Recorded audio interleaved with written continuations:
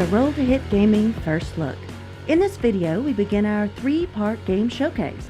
The first look covers components, rules, and setup. It is designed to give you a quick introduction to a game you might have interest in. Welcome, and thank you for joining us. Let's head into the game room for your Roll to Hit Gaming First Look host. Hey folks, I'm Lucas from Roll to Hit Gaming, and welcome back. Today, we'll take our first look at Mint Works from publisher 524 Labs. This is a micro-ish game that fits completely into a mint tin. The back of the tin describes Mint Works as a refreshingly light worker placement game that's easy to learn with a small footprint. It claims to be the perfect filler game to keep you engaged time after time. Let's get to the table and take a look. In Mint Works, players take on the roles of city planners trying to make their neighborhoods the finest in the city of Mintopia. Here you see all of the game components of Mint Works.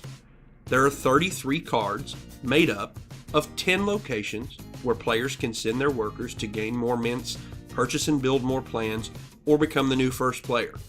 21 plan cards, which players will purchase and build, thereby enabling the use of their special abilities and or scoring victory points for their owner. 2 AI cards, which represent the 4 solo AIs players can challenge themselves against. There are also 30 mint tokens, a starting player token, a plan reference sheet, and the rulebook. All of these components fit safely inside the Mint Works tin. Let's take a look at how locations work. Players begin the game with 3 mint tokens. These tokens can be placed on worker placement spaces to perform actions. There are 4 core locations used in each game. The first location is the producer, where players can place 1 mint and take 2 from the supply. Next is the supplier, where players place mints equal to the cost of an available plan in order to gain that plan and place it face down in their neighborhood. Then the builder, where players can place 2 mints in order to build one of the face down plans in their neighborhood, flipping that plan face up. The final core location is the Leadership Council, where 1 player can place a single mint, thus claiming a mint from the supply and the start player token. There are also 2 deed locations used in each game. These locations begin the game face down and are not active until a player purchases and builds them from the plan deck. The first is the Wholesaler. When active, a player can place 1 mint on the Wholesaler and take 2 from the supply. During the upkeep phase, if this location is occupied, its owner gains a mint from the supply. The second is the Lotto, which must also be purchased and built, and when active, a player may place 3 mints on the Lotto in order to gain the top plan from the plan deck and place it face down in their neighborhood. During upkeep, if the Lotto is occupied, its owner gains 2 mints. Additionally, there are 4 optional locations. To begin each game, players determine whether or not these will be used, and if so, draw 2 at random, placing them with the other locations. First, the Swap Meet, where a player can spend 3 mints in order to exchange a building or plan in your neighborhood with a face-up plan in the supply. Next is the Recycler, where a player can spend 1 mint in order to lose a plan they own and gain mints equal to the sum of its cost and current star value. Next is the Crowdfunder, where a player can place 1 mint in order to gain 3 from the supply, and each other player gains a mint from the supply as well.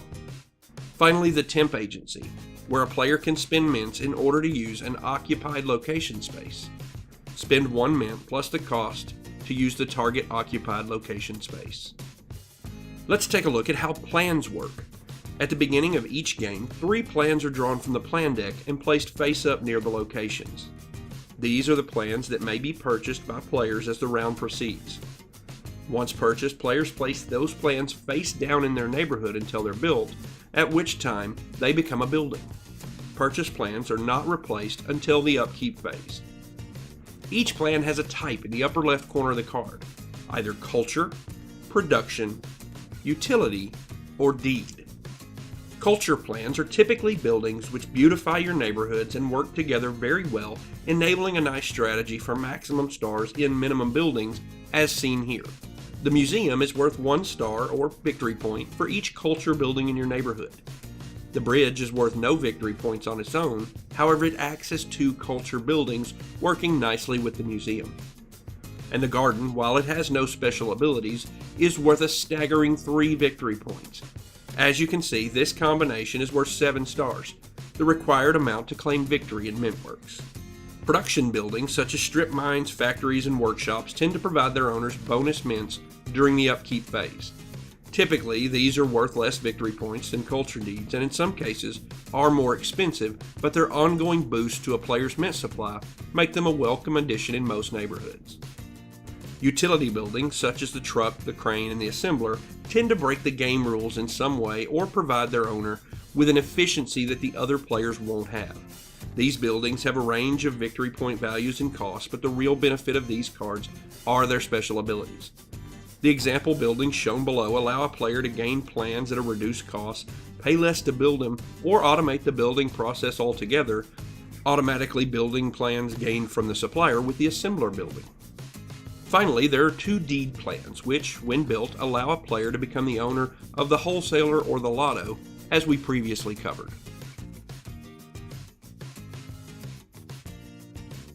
Begin by placing the 4 core locations on the table in reach of all players.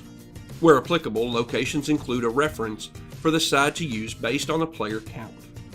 Add the 2 deed locations showing their closed sides. Choose whether or not you'll be using optional locations for this game. We'll forego that for our sample here. Shuffle the plans and place the plan deck near the locations. Draw 3 plans and place them face up, forming the plan supply. Then place the mint token supply in reach of all players and give 3 mints to each player. The start player token goes to the player with the freshest breath. However, not being up to testing this out, we'll randomly determine our first player and give them the starting player token.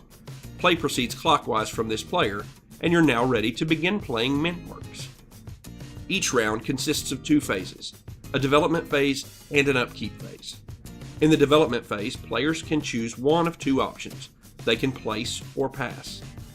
Place means that a player chooses an unoccupied space and places the required amount of mints on it, granting that player the chosen location's effect. Pass means that you take no action and will take no further actions this round. Once all players have passed, proceed to the upkeep phase. The upkeep phase is a series of steps which will clean up the play area and prepare the game and the players for the next round. First, each player checks to see if they've met the victory condition. They'll tally their total stars, and if any players reach 7, the game ends, and the player with the highest total is declared the winner. If no player has reached 7 stars, refill the plan supply to 3 face-up cards from the plan deck. If it's not possible to completely fill the plan supply, the game ends and scoring takes place. Next, resolve all upkeep effects on buildings. These effects typically grant bonus mints to their controller. Then, if there are any mints on bead locations, the owners of those locations gain the indicated amount of mints from the supply. Next, return all mints on locations to the mint supply. Then give each player 1 mint, and a new development phase begins with the player holding the start player token. Play proceeds in this manner until 1 or more players reach 7 stars in the upkeep phase. Obviously, we couldn't share every detail about Mint Works in this first look, including the solo play rules that I'll leave for you if that interests you.